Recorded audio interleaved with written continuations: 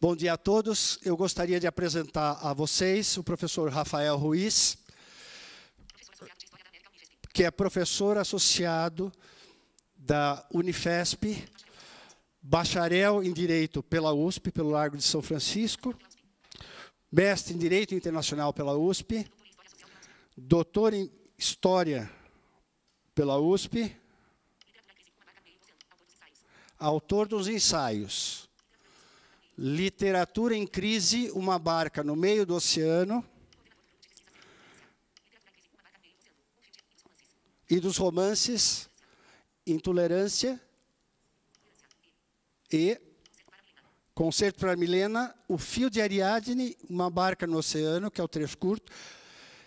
E eu fiz o seguinte, eu tomei a liberdade, eu fui na Cultor de livros, porque esse livro está esgotado na Amazon, e eu comprei um volume do Fio de Ariadne, e eu vou sortear para os presentes aqui, tá bom? Por isso que eu perdi a lista de presença. E eu queria saudar as pessoas que nos acompanham por internet, agradecer ao CPDIG, na pessoa do Leandro, da professora Meine, do Amarildo, que estão nos dando aqui toda a cobertura. Esta conferência está sendo transmitida ao vivo, vai ser mediada, se houver questões por parte dos internautas, pelo professor Rafael, que vai administrar o chat. Vai haver 2 microfones para o auditório, para quem quiser fazer perguntas. E eu peço para que façam no microfone, por questão da gravação e da transmissão, para que as pessoas que estão nos acompanhando via internet escutem as perguntas e que o professor Rafael possa respondê-las. Tá bom? Professor Rafael Ballester, Iague, obrigado por aprovar esse pedido de participar, de fazer com que a gente possa ter essa aula inaugural com o professor Rafael Ruiz. E eu acho que nós vamos ter um excelente tempo. Obrigado a presença de todos. Muito obrigado, Paulo. Para mim é uma alegria estar aqui com vocês.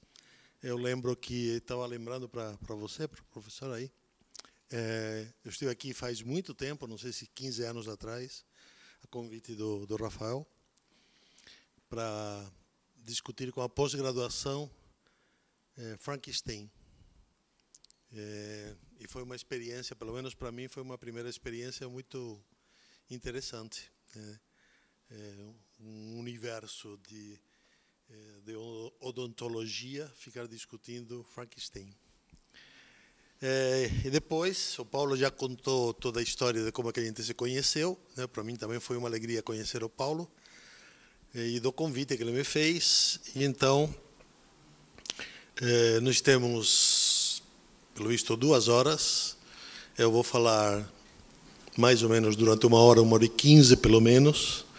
Eu vou falar assim direto, para colocar o problema, e depois gostaria de abrir para perguntas, e se vocês tiverem perguntas ou questões, se eu possa responder, eu responderei, né? Acho que é um tema, para mim, muito caro, pelo que o Paulo acaba de contar aqui, de alunos de odontologia que se interessam pela literatura, ou pela Divina Comédia, que já é uma coisa mais, uma literatura um pouco mais, ou Lusíadas, né? No mínimo é surpreendente, e eu fico muito feliz, né? O sotaque é do sul da Espanha, não é do norte da Espanha. Do norte da Espanha é dele, não é meu. O meu sotaque é muito melhor, até porque a minha cidade é muito mais bonita. Bom, eu vou começar já direto, né? Colocando a seguinte questão, o seguinte problema. Nós vivemos uma vida, né, principalmente depois dos anos 80, mas até antes, né, onde o que importa é o lado prático, né? O que interessa mesmo é o lado prático. O foco da nossa vida, o foco da sociedade toda está colocada em que as coisas funcionem. Em geral, né, há algo de muito visão norte-americana, né, do famoso "it works". tanto faz se a coisa é boa, se é ruim, tanto faz se machuca, não machuca, tanto faz se é dura, insensível. O fato é que funciona. E como funciona, a gente vai tocando, ou a gente vai levando, né? Então, dentro disso, né, dentro dessa cosmovisão da vida, as humanidades não servem para nada. Normalmente, muita gente me pergunta, bom, mas exatamente para que serve literatura? E a resposta minha resposta, que é uma resposta da civilização ocidental, é assim, não serve para nada. A literatura é inútil. Tem gente que já desanima. Ah, bom, então, se é inútil, para que eu vou ler? De fato, né, quer dizer, se a gente se colocar na posição de que a literatura é simplesmente uma questão de entretenimento, diversão, descanso, é muito melhor uma série de Netflix. A gente não tem muito hábito de ler, e ler acaba sendo uma empreitada. Então, se o que a gente pretende é pegar um fim de semana ou pegar um fim de noite para descansar, melhor Amazon Prime ou Netflix ou qualquer outro streaming, né? É mais tranquilo para a gente descansar, é mais garantido. Mas a questão que eu coloco é a seguinte: e se as coisas não forem assim? Ou seja, não será que pelo fato de a gente ficar tão focado no lado prático da vida, simplesmente a gente perdeu o rumo? Ou a gente perdeu o sentido? Não sei se vocês leram Alice, no País das Maravilhas, através do espelho, quando ela se encontra uma personagem quem pergunta, mas qual que é a saída? Que caminho faço? Fala, bom, mas você está indo para onde? Não sei. Então, qualquer caminho serve. Se a questão é simplesmente walking down, se a questão é simplesmente ir andando, se a questão é simplesmente ir tocando, faça de qualquer jeito, tanto faz. Porque, de fato, dá na mesma. Agora, se o que a gente quiser, vocês estão começando agora a vida universitária, se o que a gente quiser for dar um sentido para a própria vida, ou melhor, encontrar qual é o sentido da minha vida, aí as coisas mudam de figura, porque não é o odonto que vai falar disso, não é a matemática que vai falar disso, não é a física que vai falar disso. Vocês são muito novos, mas aqui tem gente que escutava uma música de Quiriabélia e os Abóboras Selvagens, que não é que seja assim uma referência bibliográfica importante, mas o que ela cantava, Paulo Toller, era: agora você foi embora e eu não sei o que fazer. Ninguém me ensinou na escola. Como é que a gente faz quando somos traídos? Ou como é que a gente faz quando morre uma pessoa querida? Ou como é que a gente faz quando não sabe mais o que fazer, nem com quem falar, nem aonde ir? Ou como que a gente faz quando os dias se passam todos iguais e é um tédio e é insuportável e a gente não tem o que fazer? Como é que a gente faz? Onde é que a gente aprende isso? Como é que você sabe como ser humano, como ser humana? Então, as exatas e as biológicas não ensinam isto.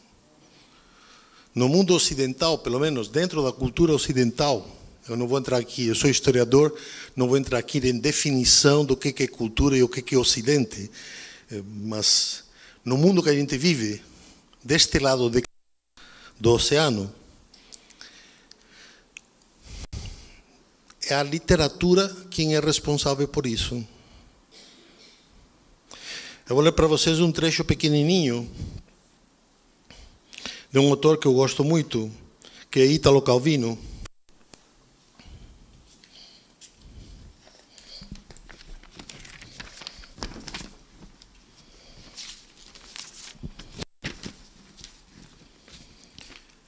Ítalo Calvino é conhecido por algumas obras pequenininhas, por exemplo, o Visconde Partido Meio, o Barão nas Árvores.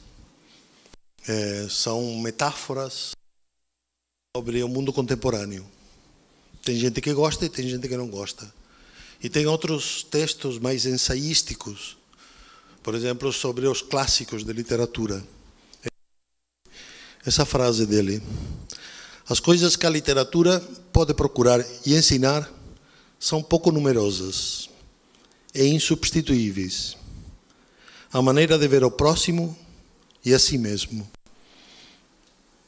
de atribuir valor às coisas pequenas ou grandes, de encontrar as proporções da vida e o lugar do amor nela, a sua força e o seu ritmo, e o lugar da morte, a maneira de pensar ou não pensar na morte, e outras coisas necessárias e difíceis, como a rudeza, a piedade, a tristeza, a ironia e o humor. Vejam, eu comecei dizendo que a literatura é inútil, e agora estou dizendo que é uma forma específica de conhecimento. Isso é importante, né? Isso nos foi tirado, em parte pelo regime militar, em parte pelo sistema capitalista.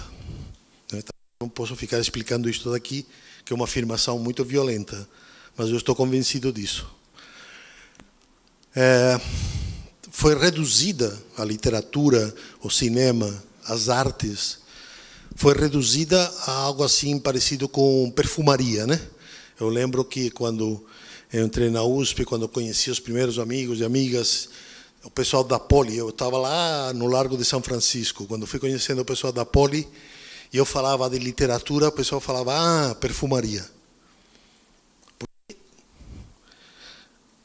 literatura, história, filosofia, em geral não serve mesmo para nada. Para construir pontes, para fazer aviões, para criar computadores, para o lado prático da vida, não serve. É uma forma de conhecimento inútil.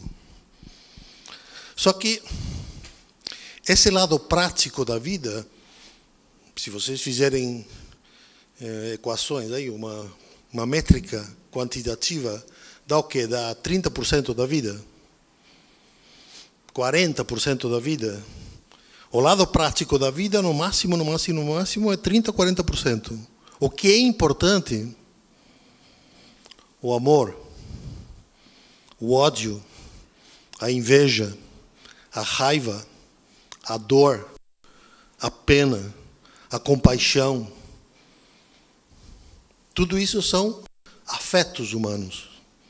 Isso que nos torna humanos ou não. Como é que a gente aprende isto? Normalmente, isso dá uns 70%, 60% da vida. Porque a gente chora, e a gente ri, e a gente sofre, e a gente se fecha, e a gente não quer mais nem saber. Ou vai de peito aberto, e aí apanha mais ainda. Aí você vai até onde? Para enxergar tudo isto, para encontrar uma resposta para tudo isto, a civilização ocidental inventou a literatura. Você não teoriza, você não faz um conceito do que é amor. Você lê Romeu e Julieta. Você não faz um conceito sobre ambição. Você lê Macbeth. Você não lê um conceito sobre... Você não tem um conceito sobre ação e indecisão humana. Você lê Hamlet. E o mais terrível, quando você lê tudo isto, eu já li esses que eu acabo de falar aqui, já li pelo menos umas 5 ou 6 vezes. Eu não consigo falar quem é Hamlet, nem quem é Ofélia, nem Julieta. Eu tenho que contar para vocês. Tem um monte de gente que chega para mim e fala, puxa, você é amigo do Karnal. Eu sou amigo do Karnal.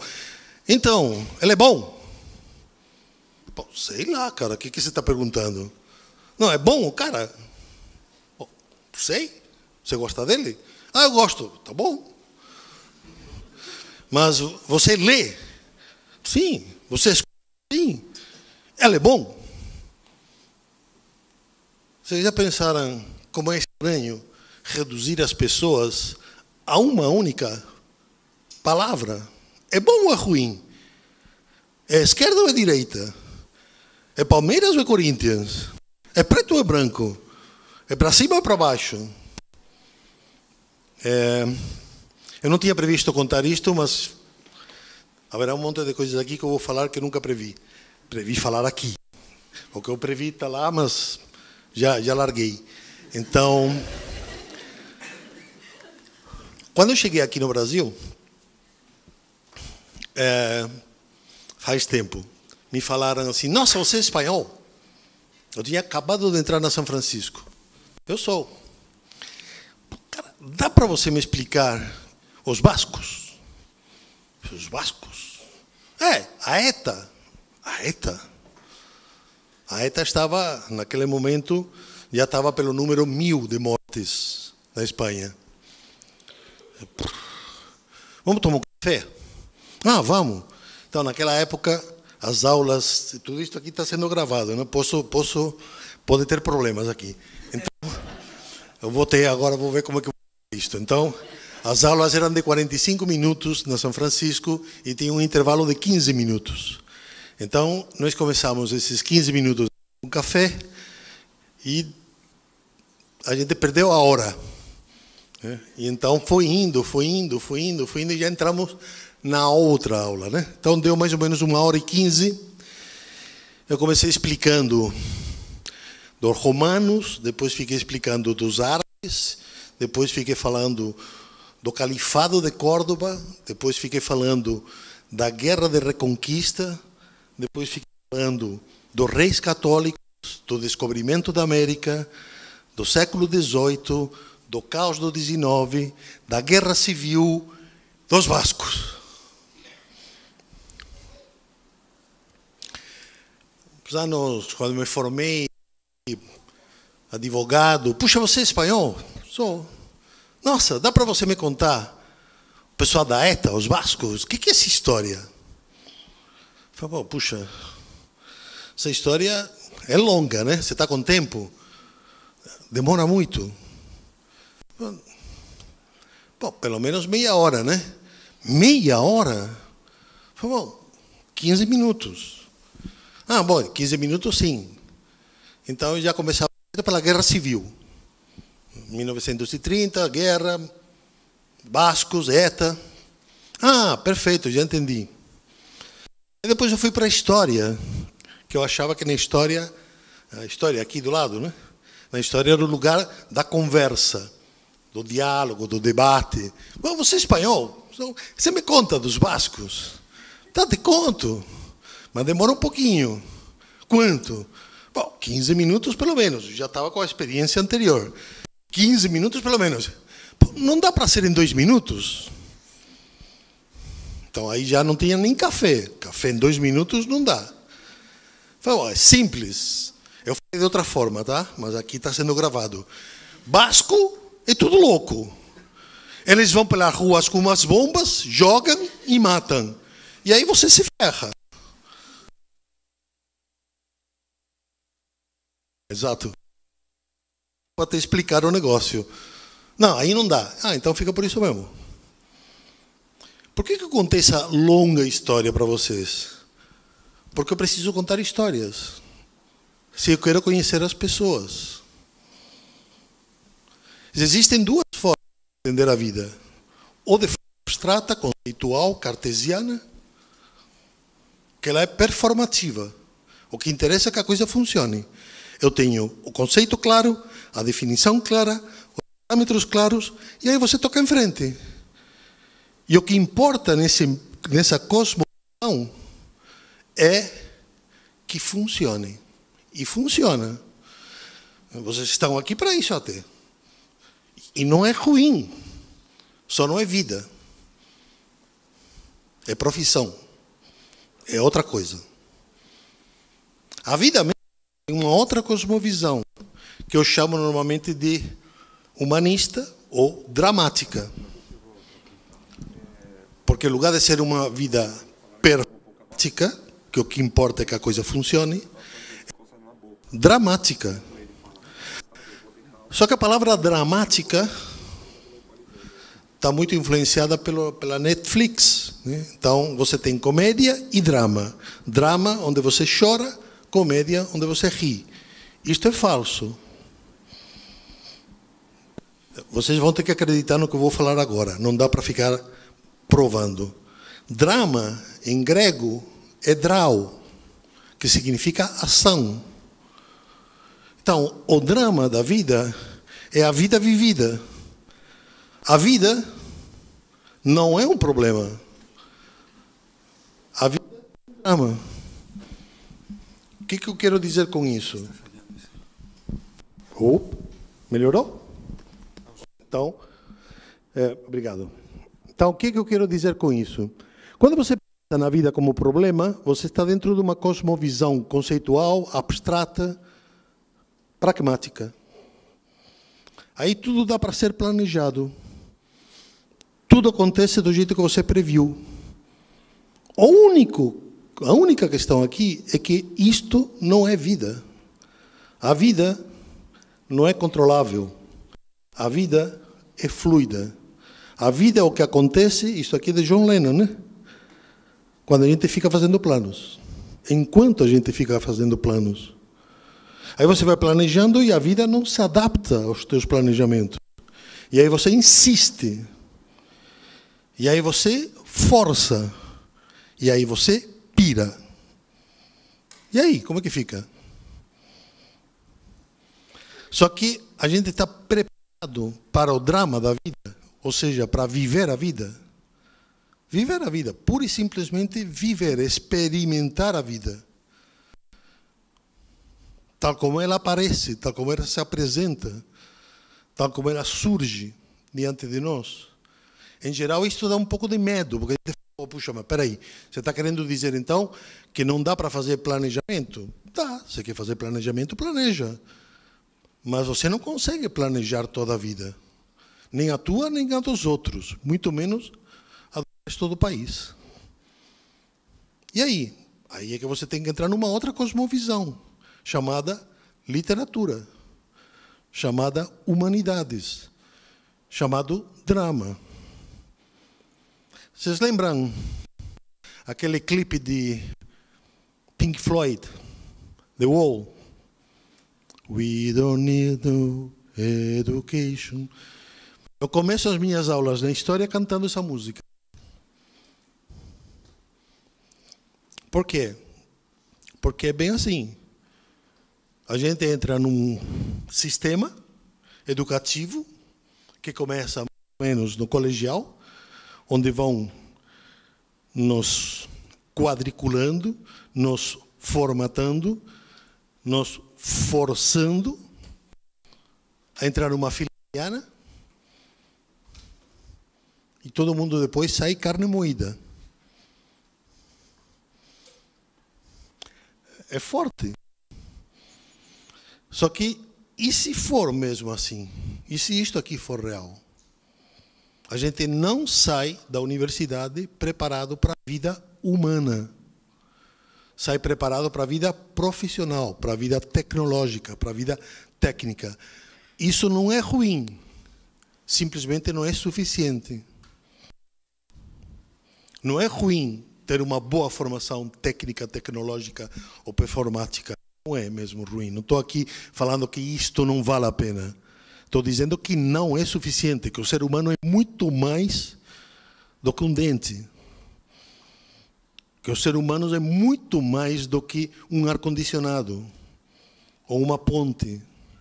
Que há muitas questões que se passam com cada um de nós e a gente não sabe como fazer, não sabe como lidar.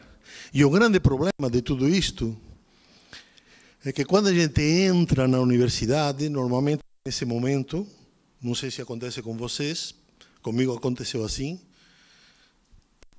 nós estamos diante de uma disjuntiva que é profundamente ilusória, falsa, que é assim: na vida profissional, você precisa separar o objetivo do subjetivo. Se você quer ser eficaz, se você quer produzir o produto, se você quer ter sucesso, só tem uma única receita. Coloca tudo que for subjetivo na gaveta da tua casa. Na hora que você entrar no carro para ir para a faculdade, para ir para o trabalho, para ir para o escritório ou para a consulta, só objetividade. Quanto mais objetivo, mais frio e mais racional, melhor. Não sei se vocês já perceberam esse joguinho, porque isso aqui é um joguinho que vem mais ou menos desde o século XIX e que funciona. Funciona, não estou negando que não funcione, funciona, só não é suficiente.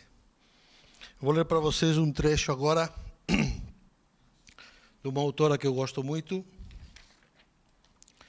chama Susana Tamaro, o livro chama Vá Onde Seu Coração Mandar. Se vocês tiverem interesse, compre o livro e leia, vale muito a pena. É a história de uma avó que deixa umas cartas para a sua neta, e a neta já está nos Estados Unidos, com 22 anos, preocupada com... tem pressa para acabar a vida profissional. Então, a mãe da garota faleceu num acidente de carro, e quem cuidou mesmo, efetivamente, da garota foi a avó. Só que a garota estava com 22 anos, com pressa de se formar, foi aos Estados Unidos e esqueceu de que a avó estava com câncer e ia morrer. A avó não falou nada para não criar problema de consciência. E fica escrevendo umas cartas para deixar um pouco a história da família dela contada para a garota quando ela morreu, porque a mãe já tinha morrido. Cresci com a sensação de ser uma espécie de macaco a ser treinado, e não um ser humano. Uma pessoa com suas alegrias, suas decepções, com a necessidade de amar e de ser amada.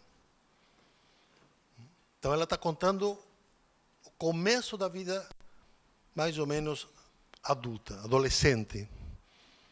Na escola ela cresceu com a sensação de ser um macaco a ser treinado e não uma pessoa humana, com a sua necessidade de amar e de ser amada. Aí ela explica como é que se faz para sobreviver na vida acadêmica e na vida profissional. É durante a adolescência que uma invisível couraça começa a formar-se ao nosso redor. Forma-se durante a adolescência e continua endurecendo por toda a vida adulta. O processo do seu crescimento é um tanto parecido com o das pérolas. Quanto maior e mais profunda a ferida, mais forte a couraça que se forma ao seu redor. Eu não sei se vocês já tiveram essa sensação. Eu já tive e eu já vi um monte de gente como vocês, alunos e alunas minhas, que tem uma couraça. Parece o encoraçado Potemkin, sabe? Aquele da Revolução Russa. Não tem quem derrube o encoraçado Potemkin. Você pode jogar todas as bombas que você quiser, que ele continua sobrevivendo, flutuando. Tem gente que para não sofrer, já com 18 anos, já colocou uma couraça. Dor do coração. Porque está cansado de sofrer. Que não quer mais. O único problema é que também você fecha a possibilidade de ser feliz. O único problema é que você também fecha a possibilidade de sorrir. Porque se você coloca uma couraça, coloca mesmo. Se você, em lugar de ter um coração de carne, você tem um coração de plástico, não dói, não sofre. Mas também, você faz o quê com um coração de plástico? Mas tudo em geral, na nossa sociedade atual, é substituir um coração de carne e de sangue por um coração de plástico. E o pior é que a gente diz, a gente vai tocando. Eu acho que vai chegar um dia, pelo menos em São Paulo, vai ter um aplicativo onde pelo celular você pode pedir uma pizza e vai aparecer um papel, né, pelo celular mesmo, um papel. Você pode imprimir o papel com cheiro de margarida ou com cheiro de atum e calabresa. E o pessoal vai comer esse papel. Não é bom, mas fazer o quê, né? A gente está com pressa, né? Vocês já perceberam que a frase mais corriqueira do paulistano médio é: como que você está? Na correria, cara. Aí você fala, então senta, vamos tomar um café. Não dá, cara, estou na correria. Que vida é essa? E o pior é que cada vez fica mais multitask, não é isso?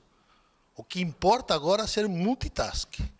Vocês já experimentaram de fazer só uma coisa de cada vez? Quando vocês estiverem com alguém, mas ainda se vocês gostam desse alguém, se vocês amam esse alguém, fiquem com os 5 sentidos, e o tempo todo, até onde der.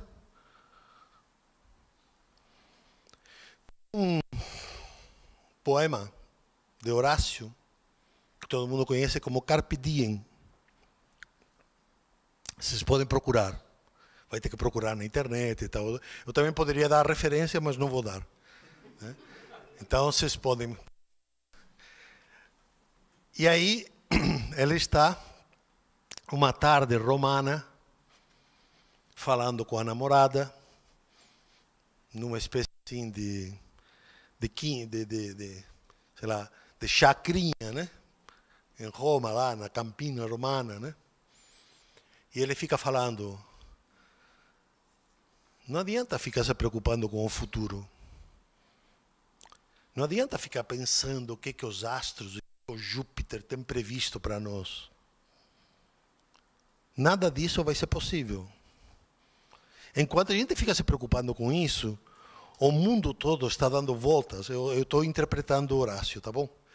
O mundo todo fica dando voltas e as coisas se passam de uma outra forma. Porém, são os 2 últimos versos. Você e eu estamos aqui agora, conversando. Carpe diem. É tão sério isso.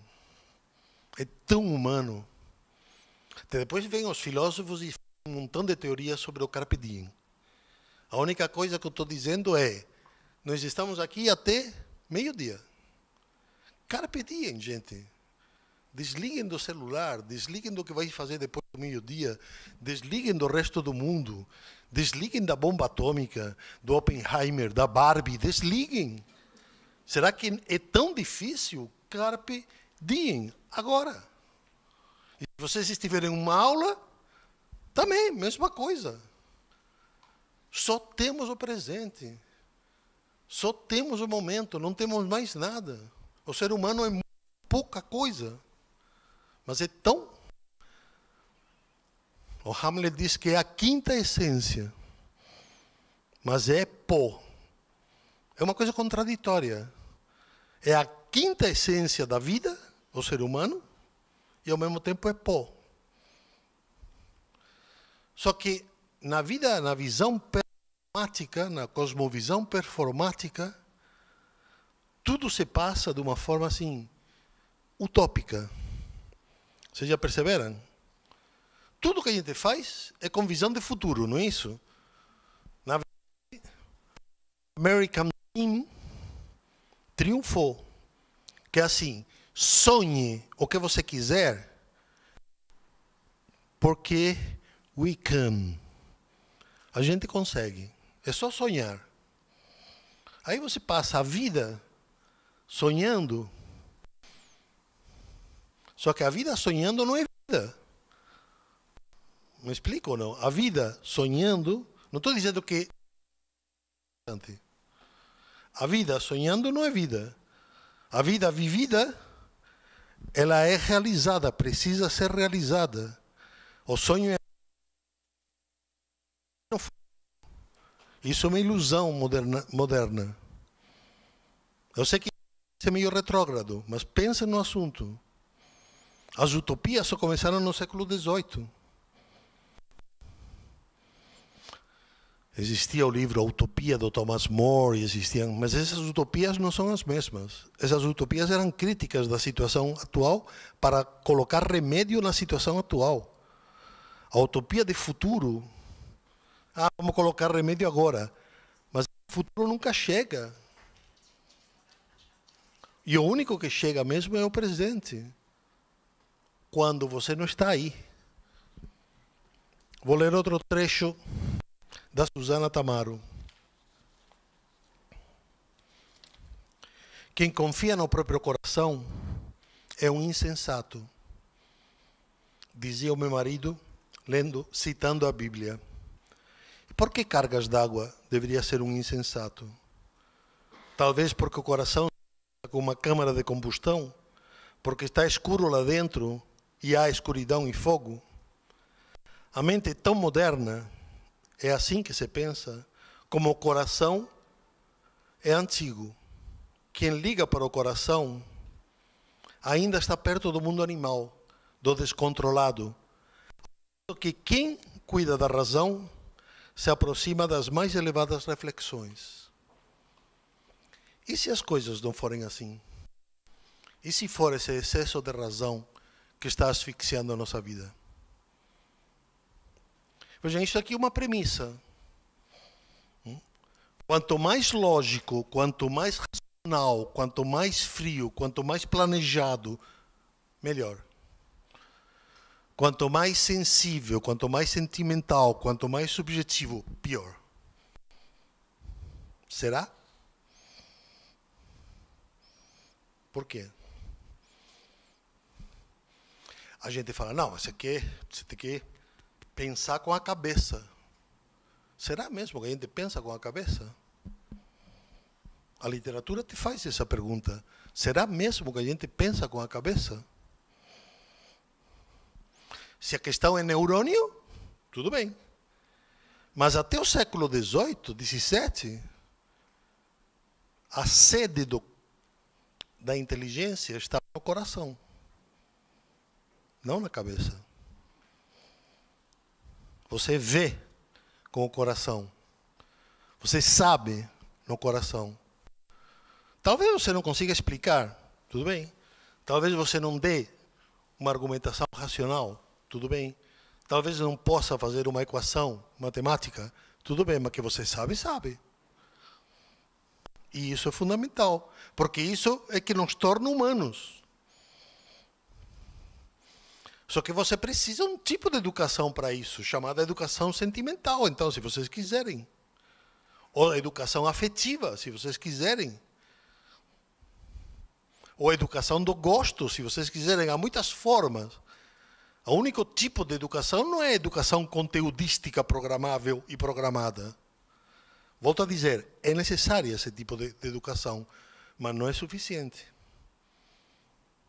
Não é suficiente. Eu vou explicar agora uma questão que para mim é muito querida e eu espero conseguir explicar. É o papel da ficção. Estou falando, eu cheguei ao ponto que é assim, é preciso um tipo de educação para o coração. Tudo bem? Esse é o ponto. Tá, como é que você educa? Então, na civilização ocidental, foi atribuído à ficção o papel de educador dos sentimentos, dos afetos, do coração, se vocês querem que eu fale assim, de uma forma mais simples. É a ficção quem educa. Não é a matemática, não é a física, não é a química, é a ficção. Acontece que houve dois momentos dramáticos na modernidade para acabar com a ideia de ficção. O primeiro foi o descobrimento da América, que eu sou especialista. Então, quando os espanhóis, né, em geral também os europeus, mas principalmente os espanhóis, chegaram na América, tudo que eles escutavam por parte dos indígenas falando sobre a vida e a morte e as crenças dos indígenas, foi dado o título, ou foi colocado na categoria de mito, de ficção. Enquanto que tudo o que eles tinham, os espanhóis, estava na categoria, isso aqui é no momento que está acontecendo o humanismo na Itália e na Espanha, o Renascimento. Se deu o título, vamos chamar assim, de realidade, verdade. Então nós temos duas formas de entender as narrativas humanas.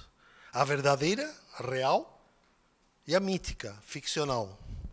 Mais ou menos como quando vocês assistem um filme, né, sabe assim, um filme incrível, não? Você assiste o filme, você gosta do filme, você fala, cara, mas isso foi real?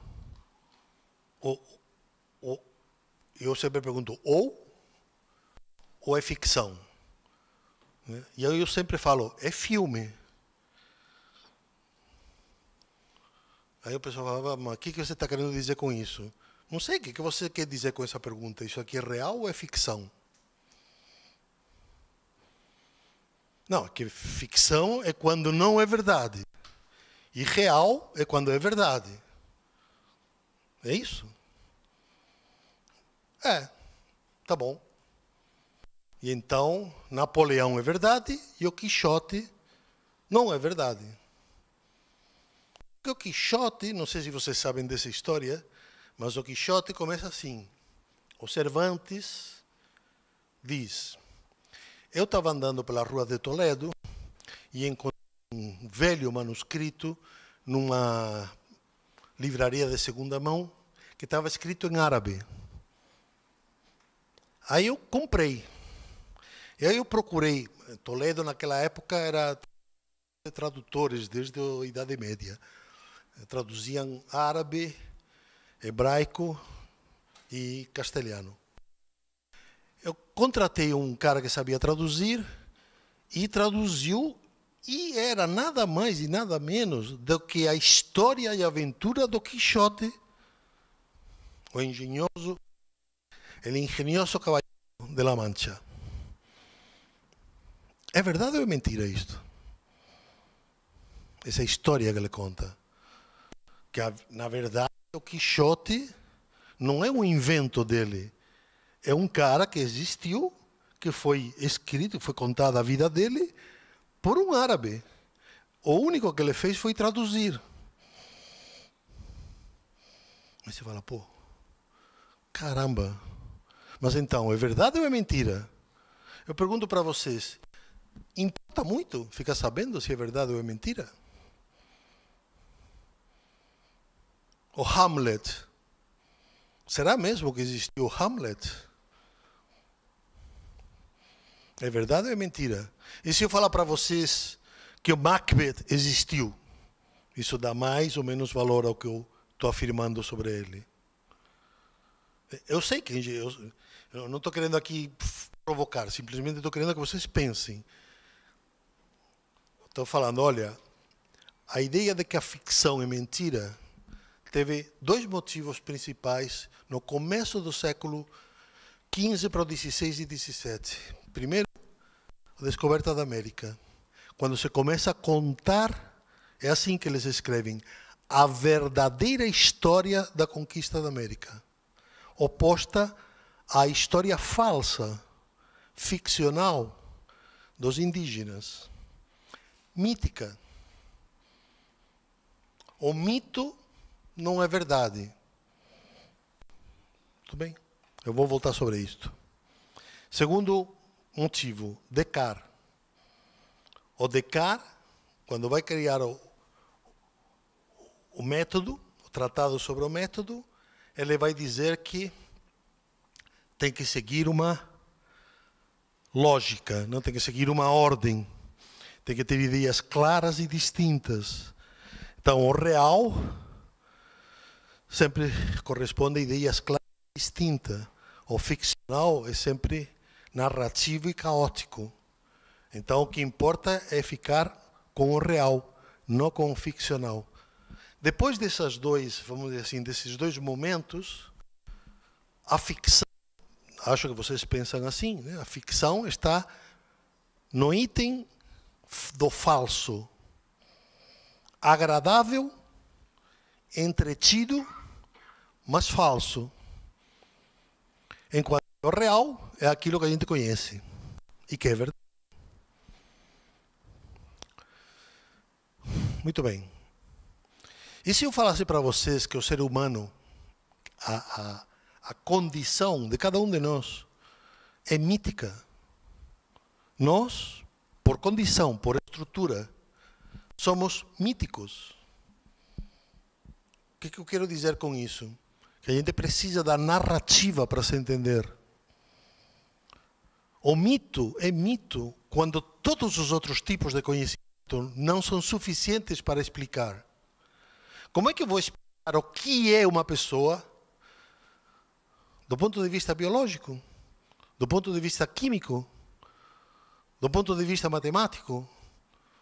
Como que eu explico a beleza, a complexidade, a dificuldade, o certo e o errado, o que é uma pessoa? Todo mundo conhece, eu me imagino eu, o mito da caixa de Pandora, não é isso? A caixa de Pandora, a Pandora, todo mundo conhece, né? A Pandora abre a caixa e...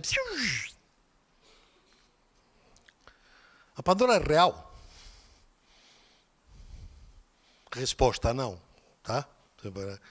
Não, a Pandora não é real. E daí? E daí que a Pandora não seja real? O que esse mito está explicando? O que está dizendo sobre nós, sobre seres humanos?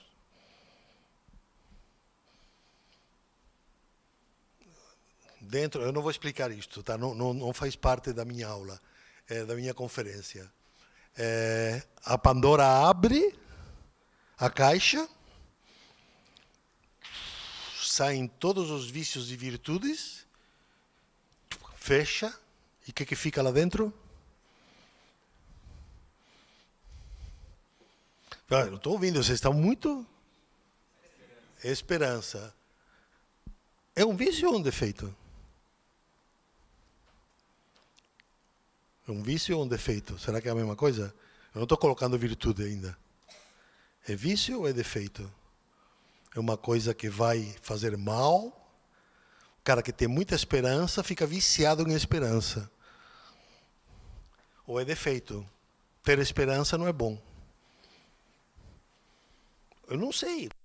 Acha? Vício e defeitos, né? Vícios e qualidades, vícios e virtudes. O que é a esperança? Tá, vamos para o outro lado. A esperança é boa. Do tipo assim, me engana que eu gosto. Do tipo assim, dessa vez o Brasil vai ser hexa, penta. E aí você fala, não, tem que reduzir as expectativas. Aí você... Então, a esperança é boa ou é ruim? Não, mas... Puxa, não fala assim, né? É bom ter esperança, né? Eu, sinceramente, já não sei mais o que é, se é bom ou é ruim ter esperança. Mas eu sei contar o mito. E eu digo, o mito é esse, eu já falei 30 vezes e eu não consigo saber se a esperança é boa ou é ruim. E talvez isso seja o próprio do ser humano. Não sei se é bom ou é ruim. E não sei se é bom ou ruim para todo mundo igual. Ah, mas eu gosto de ter esperança. Tá bom. Eu não gosto. Tá bom também. Tá, mas será que é para ser assim? Não sei. Estou te contando um mito. Não estou te dando uma equação matemática. Não estou te resolvendo um logaritmo. Isso é uma hidráulica. Ou seja, não é uma instalação hidráulica. Ah, tem um problema aqui na cabeça, você tira um pedaço, coloca outro pedaço e deixa o cara funcionando. Não é assim, pô. Então, o papel da ficção. Eu estou enrolado até agora. Veja, em latim, isso aqui vocês também têm que acreditar, tá? Mas é verdade. Em latim, ficção vem da palavra fictum, que é o particípio passado do verbo fingeo, fingere. Tem vários sentidos em latim. O sentido mais imediato para nós, porque a gente ficou com esse sentido, é fingir. Fingere, fingir. Então, a ficção é algo fingido. Por isso que a gente fala que não é real, porque é falso, é mentira, é ficção, é fingido. Mas esse é o quarto sentido do verbo. O sentido mais direto, imediato para qualquer latino tem a ver, só se manteve em inglês, com finger, dedos. Fingir, fingere, fictum, é o trabalho do oleiro, é o trabalho do artesão, quando ele pegava aquele barro todo e ficava criando uma figura, ficava dando forma. O fictum é o vaso de cerâmica, é a jarra, é algo que você faz de uma massa anônima, inerme, e você dá vida ficcional, porque não foi natural, foi feita pelas mãos de um ser humano. Então, a ficção molda, dá forma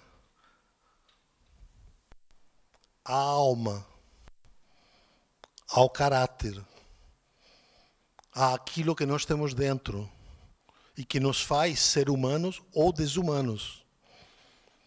Como é que a gente atinge alguém por dentro? Quando a gente sente ou quando a gente provoca sentimento. Viver é sentir. É ser afetado. Afetar e ser afetado. Só que, volto para aquela cosmovisão performática, tudo isso está colocado de lado. Não é para levar isto aqui em conta. Os sentimentos, os afetos, as relações. A gente tem medo porque não está educado e a gente não sabe, que nem a Paula Turner, não sabe como fazer.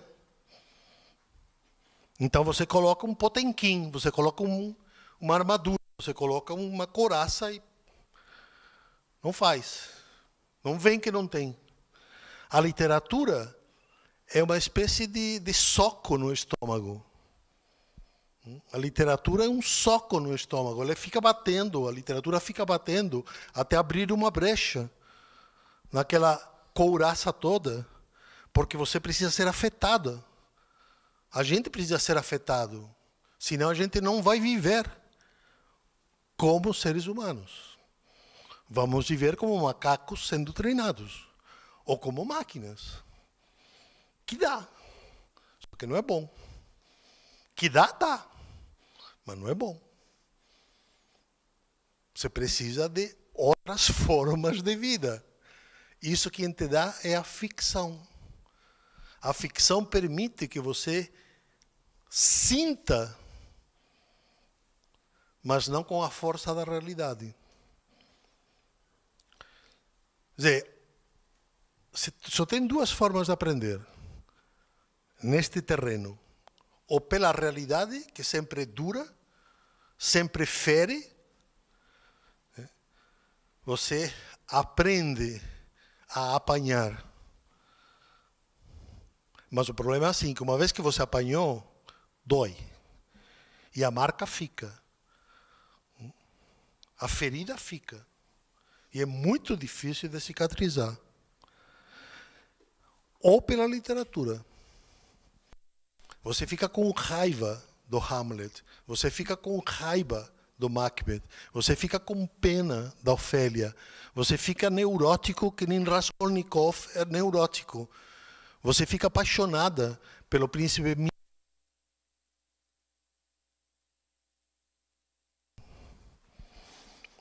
É o idiota. É tão idiota que dá nome ao título. E ele é idiota porque é sincero. Numa sociedade burguesa, cheia de cancelamento, não é que o cara é idiota o suficiente para dizer o que ele pensa?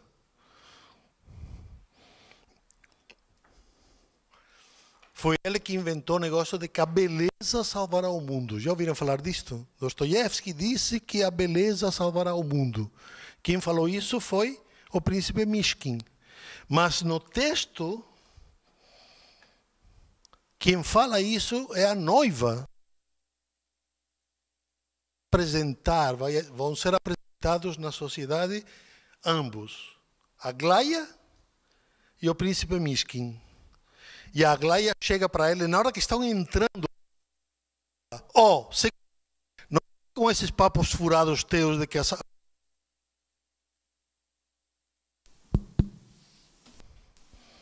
Só que o coitado do Mishkin é tão idiota que esquece e fala. Aí provoca o riso de todo mundo. Não, mas a gente vai trocando assim, fica melhor assim. Não fica tão... Então, não deu certo o casamento. Só que aí você fica sabendo, pois é, tá vendo?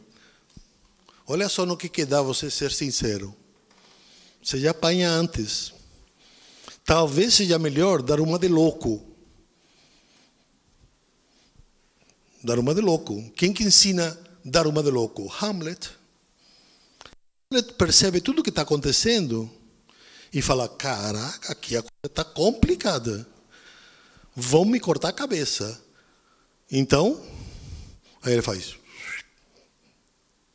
E fica com cara de paisagem. Normalmente se chama cara de paisagem. Então os colegas te perguntam, os professores te falam, as redes sociais te dizem, e você sempre... Pronto. Assim você sobrevive pelo menos alguns anos. O Hamlet, há alguns anos ele sobreviveu. No fim ele morreu. Deu errado. Então é bom ou é ruim? Estou contando a história para vocês. Ele fez isso, sobreviveu e morreu. Pois se tivesse feito de outro jeito, talvez teria morrido também, porque iam matá-lo. Pois então, como é que... Carpe diem. Bom, eu falei durante 1 hora, tudo bem? Temos 2 opções. Se alguém quiser perguntar agora, começa a perguntar agora. Eu tenho 2 ou 3 textos que eu quero ler ainda para vocês. Mas não precisa ser agora. Se alguém quer perguntar, então começa a perguntar agora. Eu respondo. Se a coisa não vai, ou a coisa não funciona muito, porque não há muitas perguntas, então eu recorro aos textos. São textos bons. Eu guardei para o final, para fazer mais efeito. Então, alguém quer fazer algum tipo de pergunta sobre isso daqui? Mas eu tentei explicar o que me parece que é importante do papel das humanidades na universidade.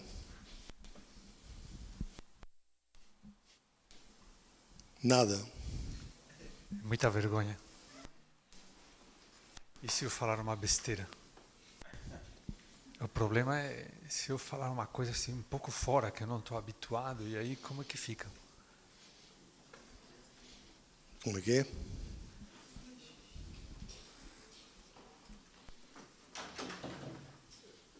Alguém tem que pegar o microfone, pelo visto.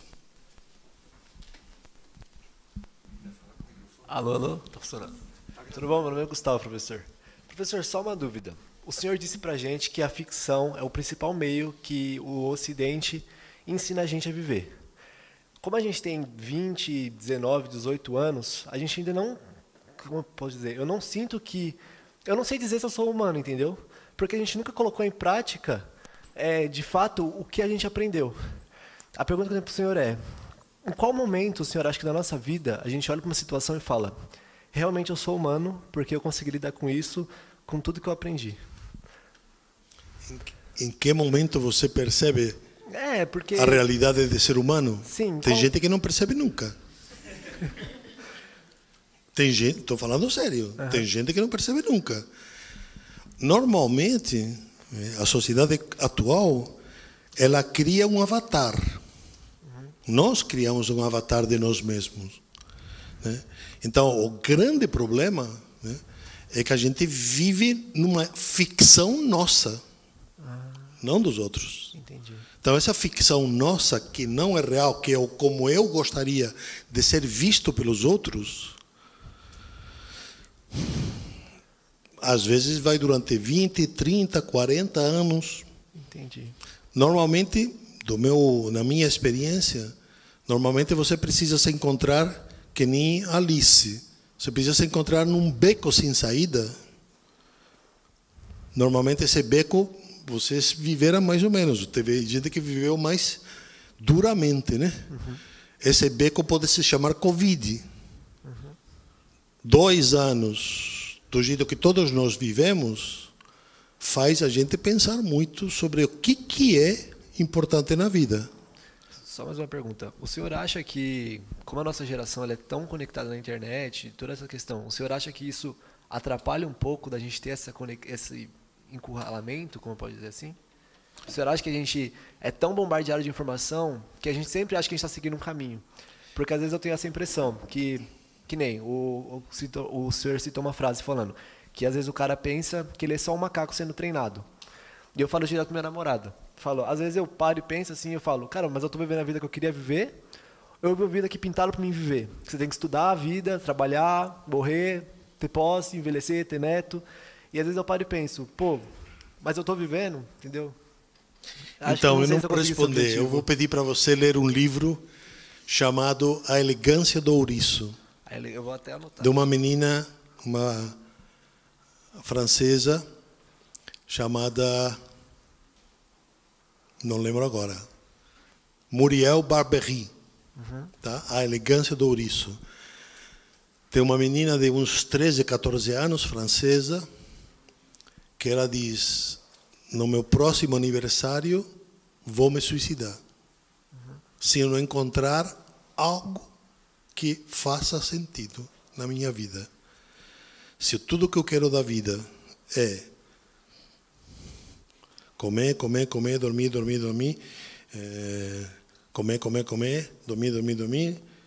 correr, trabalhar, ganhar dinheiro e morrer. É isso? Então, não. Entendi. Não vou te contar como é que acaba essa história, tá? Mas é um livro muito bom. Como é mesmo muito nome? bem escrito. Como é mesmo o nome, por favor? O nome é A Elegância do Ouriço. A Elegância do Ouriço. Tá? Foi recorde de vendas 5 ou 6 anos atrás. Legal. Vou ler para você uma outra coisa que eu tenho aqui. Não li e agora vou ler. Já que você me permite essa pergunta, me permite falar isto.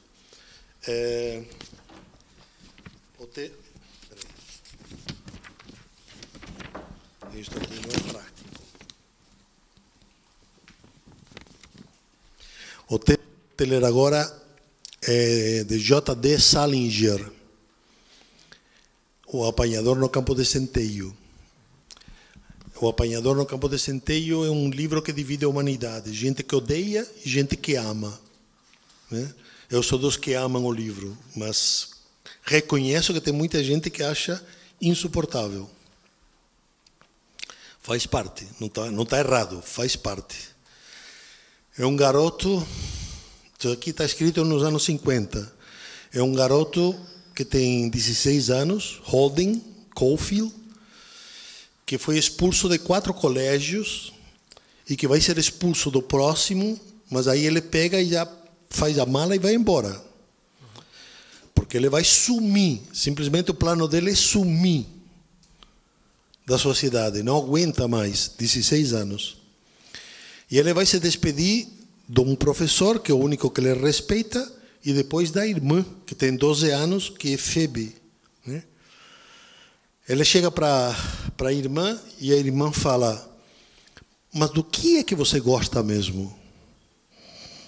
Aí ele conta que o que ele gostaria é de ser o apanhador no campo de centeio. Só que isto é uma metáfora. Ele diz para a irmã, apanhador é o negócio do beisebol, né? É o cara que o catcher, o jardineira, né? O cara que está lá no fim, que pega a bola antes dela sair, né? Então, ele diz que ele tem um sonho recorrente, onde ele está num morrinho e tem um plano onde tem um campo de centeio, um monte de crianças brincando. Mas ele, porque está no morrinho, vê que esse campo de centeio é um abismo. Mas os garotos não percebem, porque eles estão lá no campo de centeio brincando, e de vez em quando, 1, 2, 3 vão caindo. E ele gostaria de ser o catcher, o apanhador, para não deixar esses rapazes, essas meninas, caírem. Tá? Muito bem.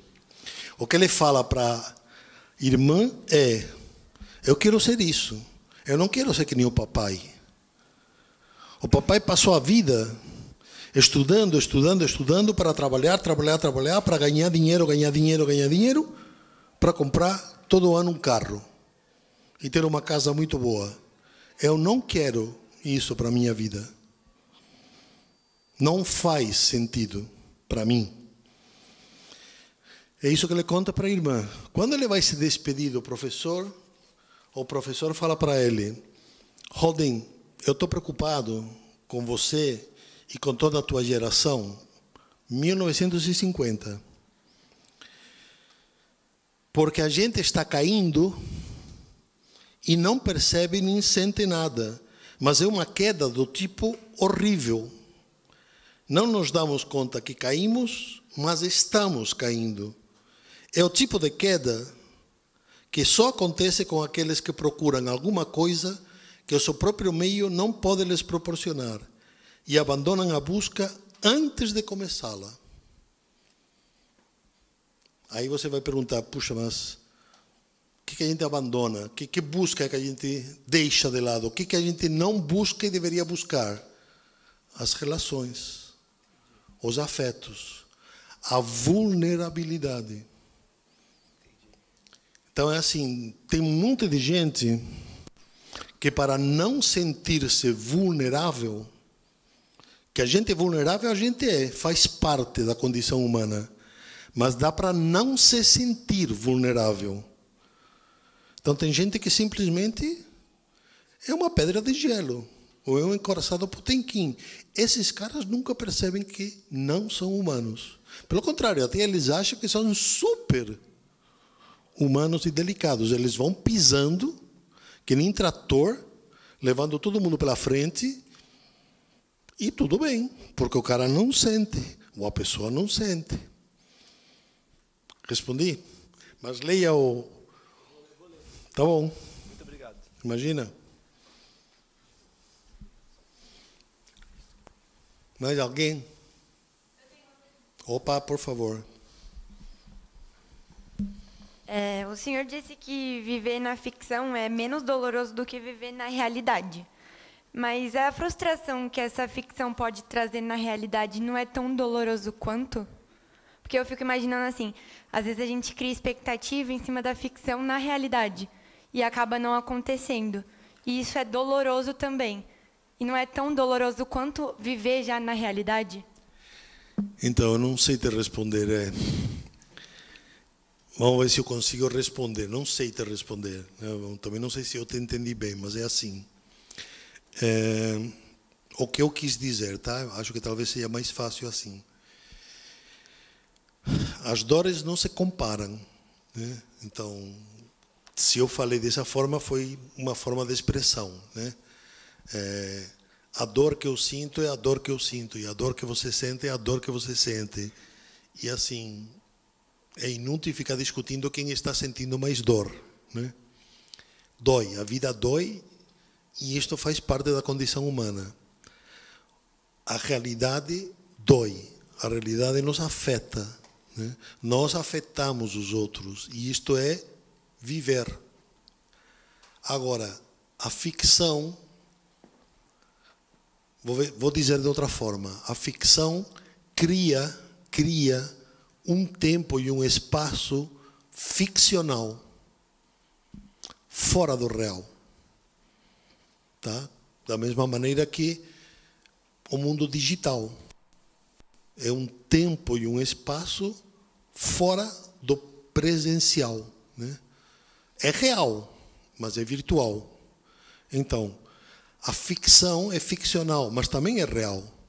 É um tempo e um espaço que não é euclidiano, que não se mede pelo relógio, que não está em nenhum lugar, está aqui, né?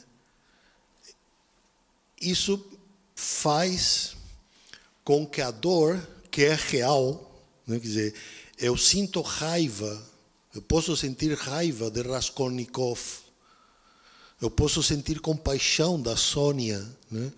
Que são as personagens de Crime e Castigo, mas quando eu fecho, é como se só ficasse no meu coração.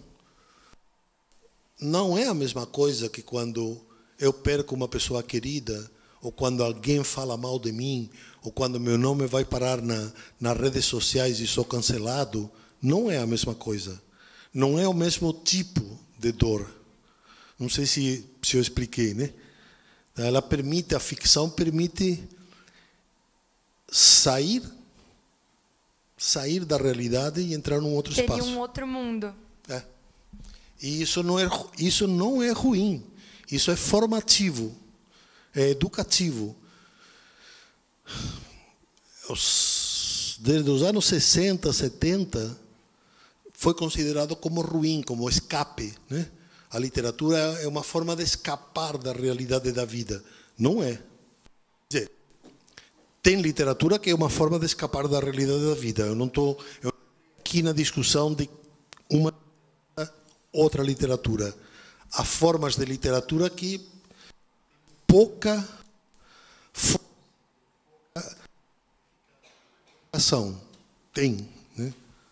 Mas eu estou falando mais da literatura boa, aí é complicado, tá? Mais alguém quer fazer alguma pergunta?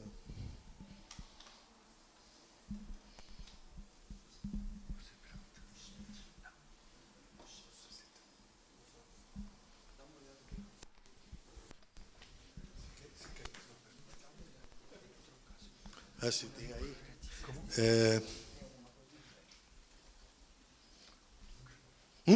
Troca.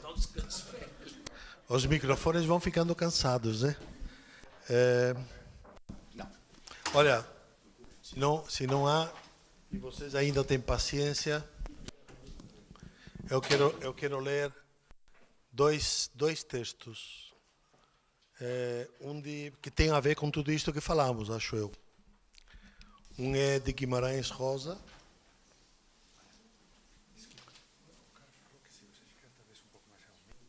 O meio? Tá bom? Então vou ficar mais aqui. Então, olha, eu quero ler um ou dois textos de Grande Sertão Vereda. Eu poderia dizer conceitualmente que tudo o que eu quis dizer aqui é que a vida é insegura, que a vida dói, que a vida não pode ser planejada ou controlada, e que realmente, né, o que a nossa sociedade nos afirma, nos confirma e nos engana, é que dá para controlar. Ou então eu posso falar desta forma. Isso aqui é o Riobaldo contando uma das suas muitas sacadas. Eu atravesso as coisas e no meio da travessia não vejo. Só estava entretido na ideia dos lugares de saída e de chegada. Assaz, o senhor sabe, a gente quer passar um rio a nado e passa. Mas vai dar numa outra banda, lá num ponto muito mais embaixo, bem diverso do que primeiro você pensou. Viver não é não muito perigoso? Então, está falando mesmo. Se a gente tem que atravessar, e atravessa. Mas no meio da travessia você não enxerga. Você só está entretido no lugar de saída e no lugar de chegada. E não é que você vai chegar num outro ponto, bem lá embaixo. Só que aí então você vai que se frustra. Ou você consegue pensar, tá, qual é o problema? O que importa? A performance do produto feito ou a performance do caminho caminhado? O que importa afinal? Eu não sei se... Vou explicar outra história agora, conceitualmente. O termo errar, está muito matemático, né? É muito matemático. Errar, quer dizer, 2 e 2, 4. Se você falou outro número diferente, errou. Então, quando a gente pensa em certo e errado, pensa solução 1, certa, solução 2, 3, 4, 5, 6, errado. Tá. Vocês já pararam para pensar que errar nunca significou isto? Que a única coisa que errar significava era andar. Se eu falar o cavaleiro errante, talvez vocês imaginem. É que é difícil de imaginar, porque eu já falei cavaleiro errante e o pessoal fala, é errante porque está errado mesmo. Tá caminhando sem direção. Errare é o próprio do humano, não porque erra, mas porque anda, porque tenta, porque a vida são trajetórias. A vida são sempre trajetórias abertas. Você pode pegar por aqui, pode pegar por ali, pode pegar... E você não sabe. Como é que você vai saber? E o pior hoje é que a gente fica com tanto medo que você quer saber, quer ter o controle, quer ter o PDF. Como é que faz? Não sei como é que faz. Faça. Não, mas no que vai dar? Não sei. Faça e veja. Aí se vocês forem Frankenstein, já que aqui comecei na Odonto faz muito tempo com Frankenstein. Frankenstein é o nome do médico, tá? O monstro não tem nome. Depois podemos chamar de Júnior, né? Mas ele não tem nome. Você foi a Disney que deu ao monstro o nome de Frankenstein. Mas Frankenstein é Victor Frankenstein. Aí ele percorreu, fez, criou uma vida, e aí, na hora da vida, fica com medo, sai correndo e abandona. Aí chega um amigo, e ele poderia ter consertado o caminho errado, e ter feito um caminho diferente. Ter ido procurar com o amigo o monstro. Não foi. Enganou o amigo e fez de conta que não aconteceu nada. Foi fazendo vários caminhos, várias trajetórias, várias alternativas, todas elas erradas. Aí sim, chega um momento que você vê, foi errado. Mas muitas vezes a gente não sabe. Não sabe. se está errado ou não está errado. Tem que percorrer o caminho para saber. Aí você fica sabendo, aí você dá a volta atrás, dá marcha ré, tenta outra coisa, experimenta outra coisa. Qual é o problema? Tem muita vida lá fora, a coisa não acaba em 2 tempos. O jogo tem pelo menos 45 minutos, e agora, depois, ainda por cima, acrescenta mais os 10 ou 12 minutos agora, né? Então, tem tempo. Dá para corrigir. Quando você corrige o caminho errado que você andou, o caminho fica correto. Não precisa ser certo, pode ser correto. Isso aqui não é brincadeira de palavras. Realmente as pessoas, os romanos pensaram assim, os gregos pensaram assim, os medievais pensaram assim. Há muitas formas de percorrer o caminho. Pode dar errado, corrija, vai ficar correto, não tem problema. Você só aprende caminhando.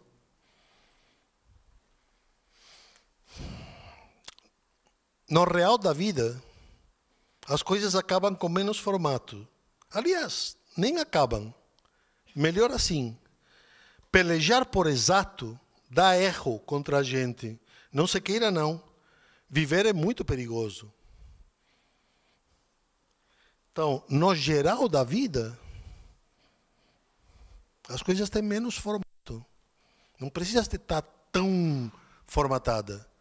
A não ser que seja o Paulo Eduardo, que ele marca assim, então você vai chegar às 9h30, eu vou falar até 9h40, depois eu vou ter uma apresentação informal até 10:10, e depois às 10 será... Aí você fala, caramba, isso aqui é que planejar meia hora super bem planejada. Né? E é verdade, tudo bem, ele gosta desse planejamento, mas no geral da vida, a gente não está sempre dando palestra. No geral da vida, as coisas não têm formato tão definido. Lembram do navegar é preciso? Viver, não. Não é isso? Qual é o sentido disso? É bom que seja exato navegar, porque tem que ir num ponto. A vida não é exata. A vida não é precisa. A vida é vida. É fluida. É caótica.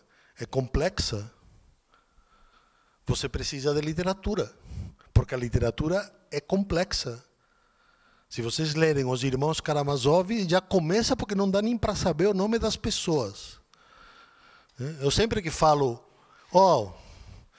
lê aí Os Irmãos Karamazov, Dostoiévski, tem muita gente que me fala, professor, Dostoiévski não. Eu falo, por quê? Porque, não sei, tem nome muito estranho. Eu falei, qual é o problema? Eu nem lembro do teu nome. Qual é o problema? Será que a gente precisa... A gente sabe, você vai lendo e fala, não, essa aqui é a mãe do cara, essa aqui é a noiva do cara. Mas qual que é o nome dela? Tanto faz, é a noiva do cara. É o cara. Mas ele é Raskolnikov ou Rodzia? Sei lá, tanto faz, é o cara. É ele. Você precisa vencer esses preconceitos. Mas a vida não é tão exata. Posso ler o último texto? Aí vocês depois decidem se continuamos ou vamos embora.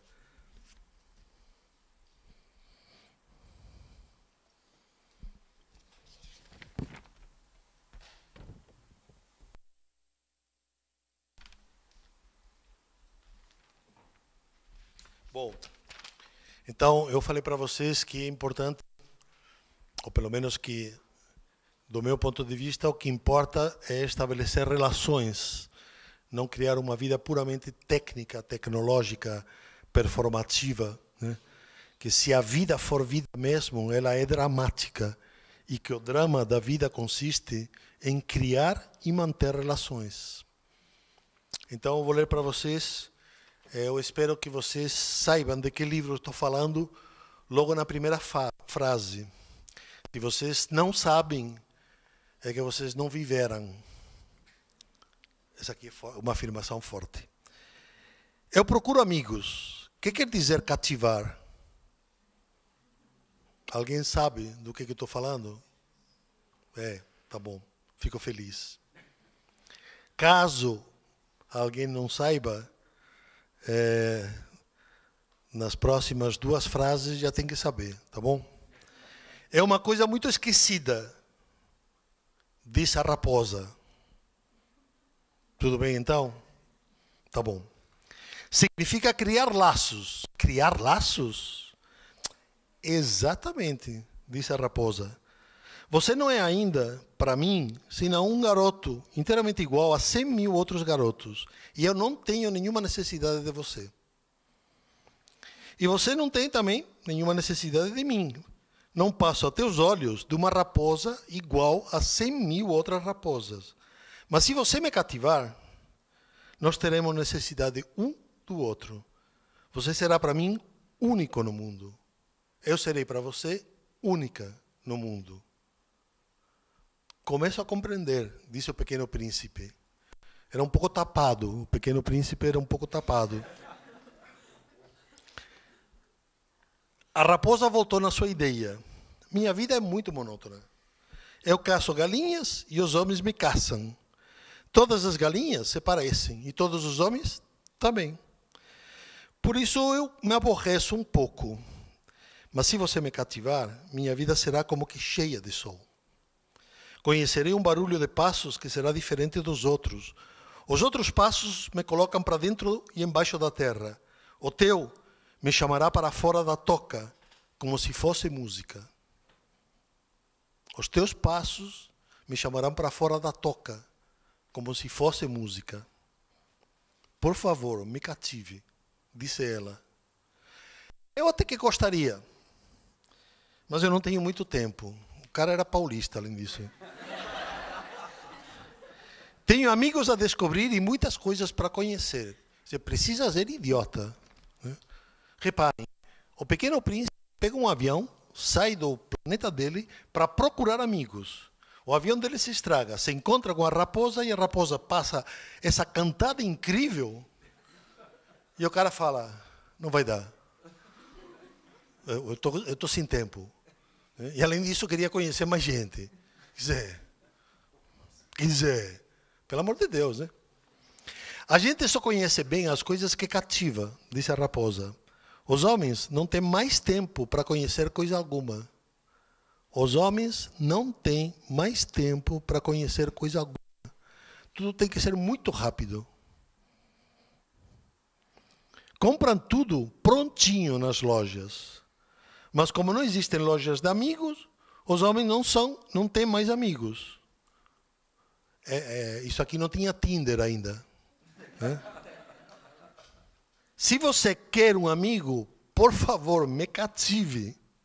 Aí o cara se toca. Tá, o que é preciso fazer? Já a pergunta já é um pouco besta. Né? Mas tudo bem. Né? Você vê que a raposa é paciente. É preciso ser paciente, respondeu a raposa. Você vai se sentar primeiro um pouco longe de mim, assim, na relva. Eu vou te olhar com o canto do olho e você não vai dizer nada. A linguagem é uma forma de mal entendido. Cada dia você vai se sentar mais perto. No dia seguinte, o pequeno príncipe voltou. Teria sido melhor se você tivesse voltado à mesma hora, disse a raposa. Se você vier, por exemplo, às 4 da tarde, desde as 3 eu começarei a ser feliz.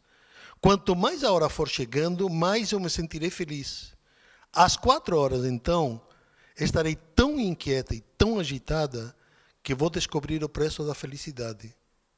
Mas se você vier a qualquer momento, eu não saberei quando preparar o meu coração.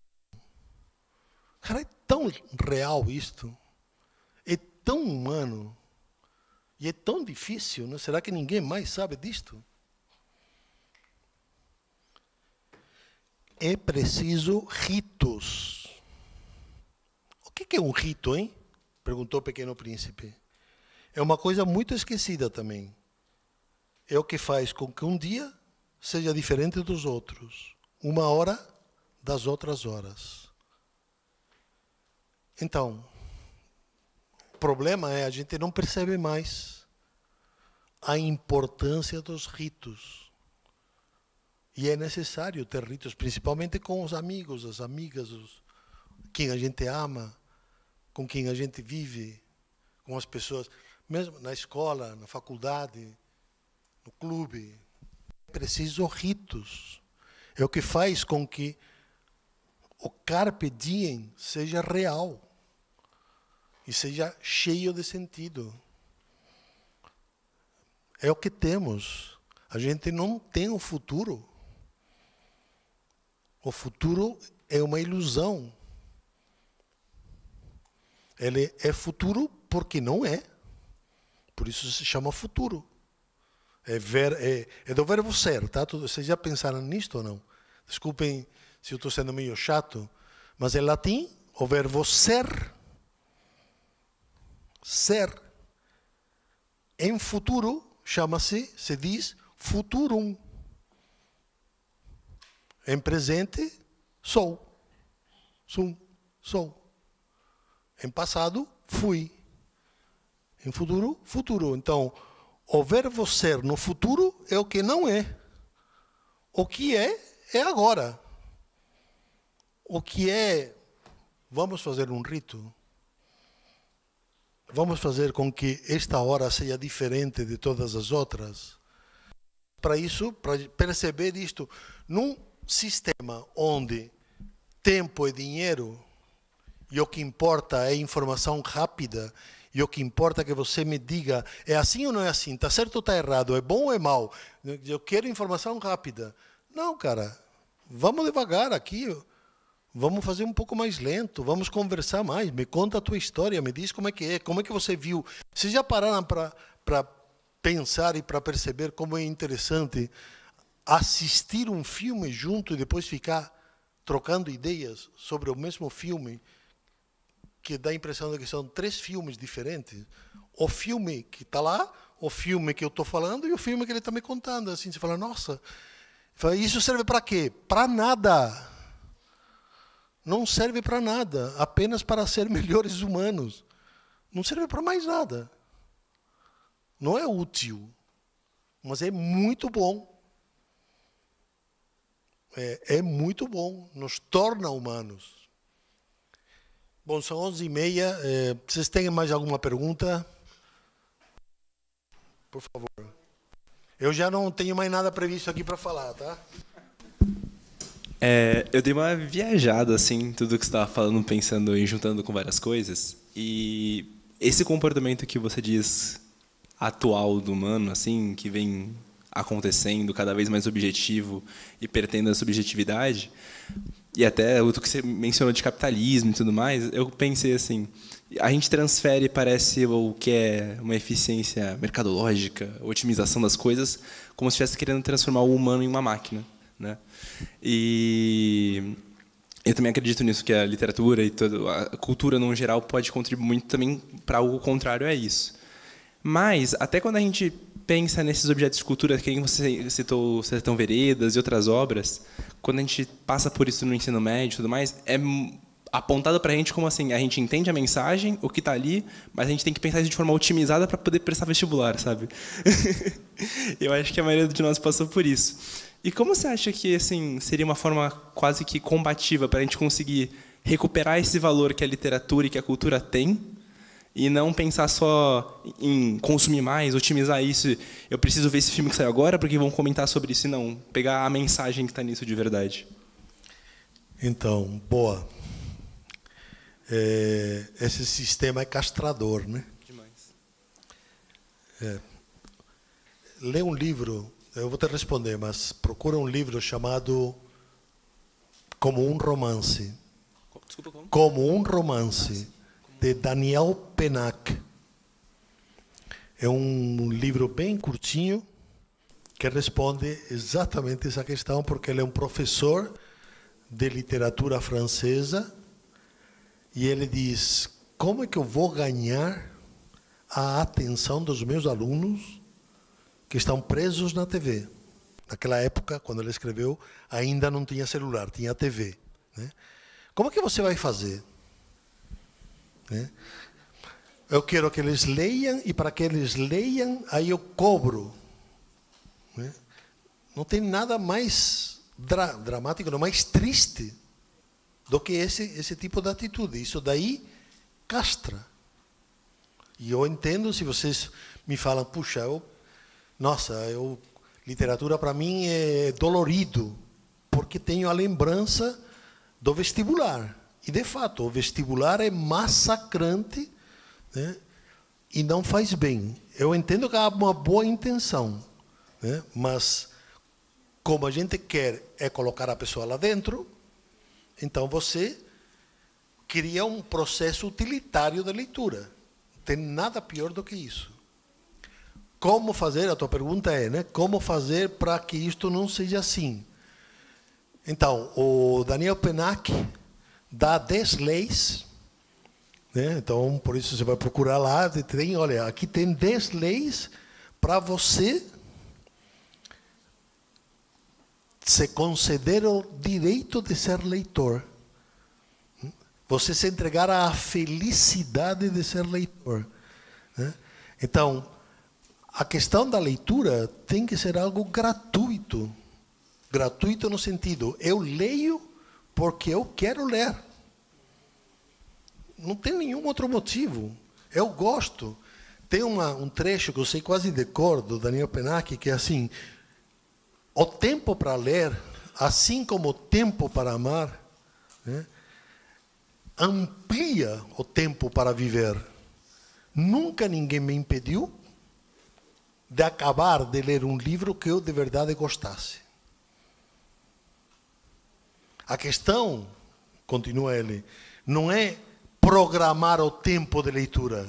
A questão é se eu vou me conceder ou não a felicidade de ser leitor. Então, a partir desse momento você muda o jogo, né? A questão toda é, do meu ponto de vista, se for uma coisa assim, se você tem, puxa, mas como é que eu posso fazer com gente que não lê e tal? Em geral, a minha experiência é assim: eu leio para eles.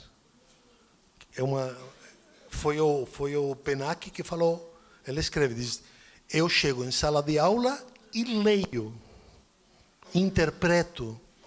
Aí a pessoa fica, alguns, outros não, mas alguns ficam encantados. Esse é o poder da literatura, ela encanta. Não é a todo mundo. Acho que isso também é da literatura. Não é todo mundo que vai ser encantado pela literatura, como não é todo mundo que é encantado pela matemática ou pela química. Mas aqueles que são encantados pela literatura, eles se tornam leitores não vorazes, porque aí parecem os jogos vorazes, né? Leitores felizes. É muito bom. É muito bom ler, não é? É muito bom. Mais alguém?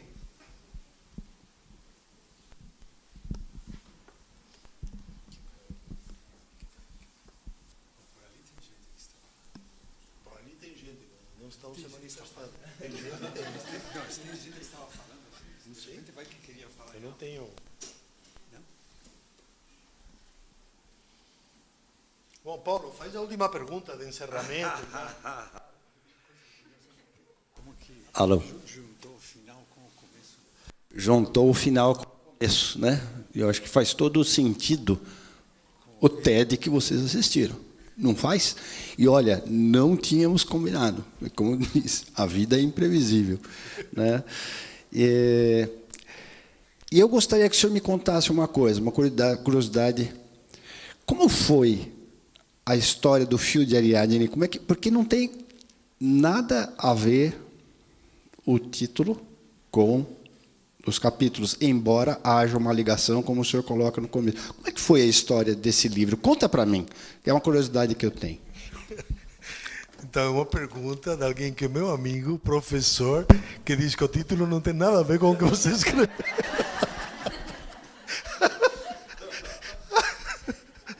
É muito bom. Então vamos ver.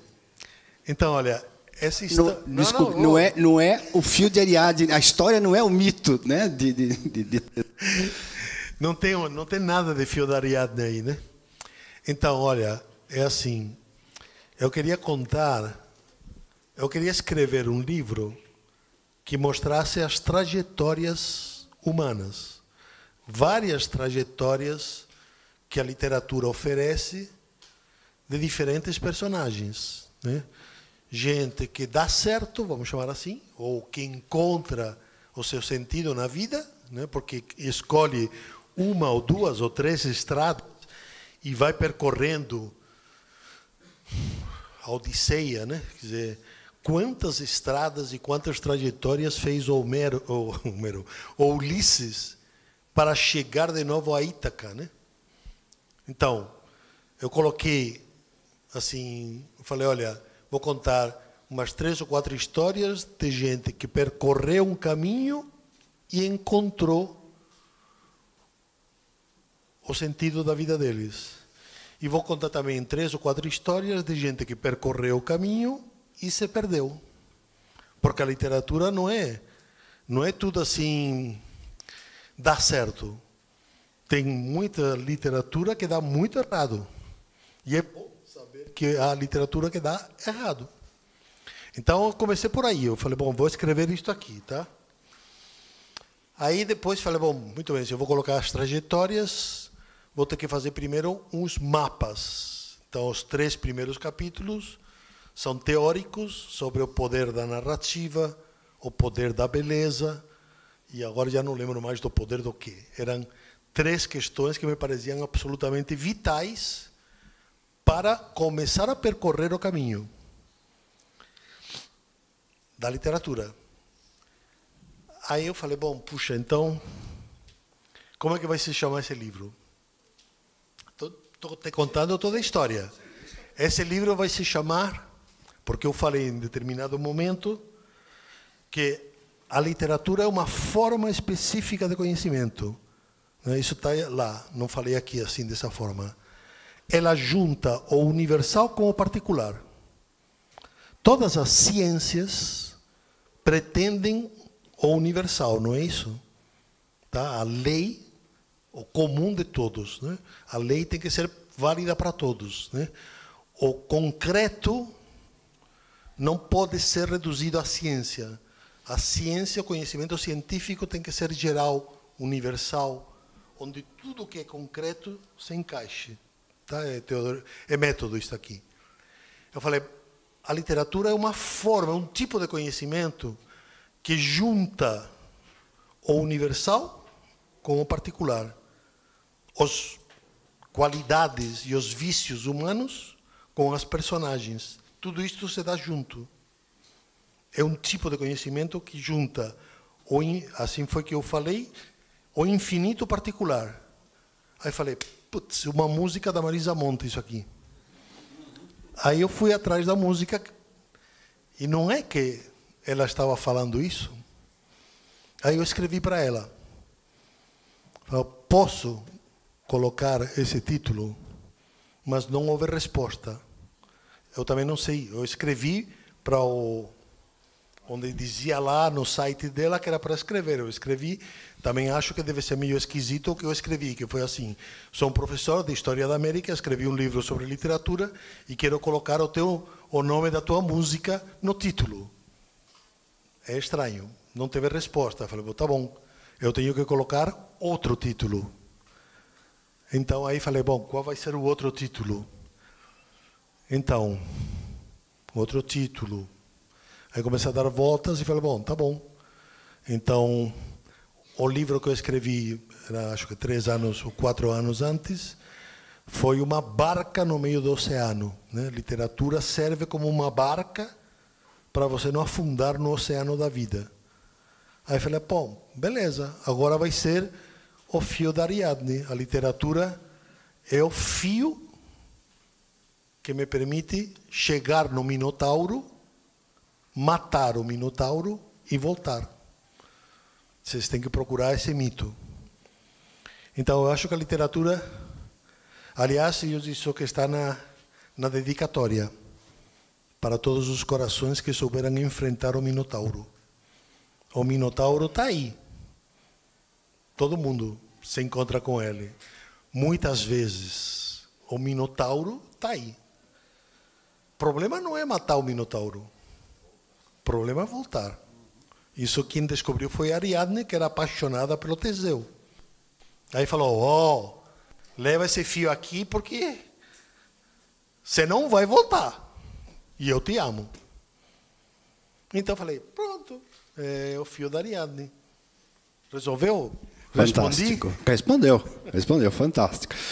Bom, antes vou pedir para o professor Rafael pensar num jeito da gente sortear esse livro aqui. Alguém levantou a mão aí atrás? Não. Bom, eu queria agradecer muito ao professor Rafael Ruiz. Eu acredito que foi fantástico, né? Para mim, acho que para vocês também. Foi uma excelente aula inaugural. Acho que não poderia ser melhor do que isso. E eu gostaria de presentear o professor Rafael com um livro. O problema de presentear o professor Rafael com um livro é que ele já leu absolutamente tudo. Tá certo? Aí eu entrei em contato com o editor, Luiz Eduardo. Falei, Luiz Eduardo, eu preciso comprar um livro do professor Rafael Ruiz. Eu preciso que seja um negócio novo, que ele não tenha lido ainda. Aí ele me deu 3 opções. Aí eu falei, me manda, por favor, as sinopses. Né? Aí ele mandou as sinopses. Ele falou, mas esse é muito interessante. Eu espero que o senhor ainda não tenha lido. O Alfabeto do Afeto. Caramba! Nossa, é bom! O senhor já leu? Não. O senhor já leu? Não. Ele falou que pode trocar. Mas eu conheço. Não li, eu ia comprar. Não li. Não. Ah, fantástico. Que ótimo. É verdade, meu. Esse é um livro muito interessante. Essa é uma italiana, uma neurocientista pediátrica, psicanalista, que ela escreve, não sei se ainda escreve, no Corriere della Sera. E cada capítulo é uma das colunas, e assim, todos os livros, estou lendo outros dela. É genial ela. Ela é maravilhosa. Então, fica aqui. E eu vou lhe pedir uma coisa. Eu posso ficar com ele? Pode. O meu volume eu já terminei. Por que eu quero ficar com ele? Eu queria fazer uma coisa diferente. Sabe o que eu quero fazer? Não, deixa eu pensar. Não, eu vou lhe devolver. Eu vou pedir depois para a molecada escrever o nome. Tá bom? Em agradecimento. O que vocês acham? Legal, né? Aí cada um depois escreve o nome para vocês. Vão deixar ele curioso, porque ele não vai saber ainda como que é aqui. E na quarta-feira eu trago de novo o volume, ou a gente pode começar agora. Não sei se a gente consegue terminar agora de escrever os nomes. E é isso aí com relação a esta parte. Que bom que o senhor ia comprar e não comprou. E formalmente, professor, é esse aqui? Oi? Assim, abre para mim. É que está fechado, não dá para escrever. É assim, eu vou pedir assim, não assina não, coloca o nome mesmo, tá? Posso dar uma dica? Coloca na primeira para mim aqui. Olha, tem espaço, eu acho que dá para todos nós assinarmos, tá bom? Ó, tem aqui, vai começar e tem o verso, tá bom? Deixa um espacinho para que eu quero ser o primeiro depois. O primeiro não, eu quero ser o de cima. Olha que egoísta, que feio que eu fui. Não, deixa um espacinho para mim aí. E para o professor Rafael, que não está. Então, oficialmente, eu queria agradecer ao professor Rafael Ruiz pela excelente aula inaugural que a gente recebeu. E está aqui uma declaração oficial da nossa escola, da nossa disciplina. Obrigado, professor.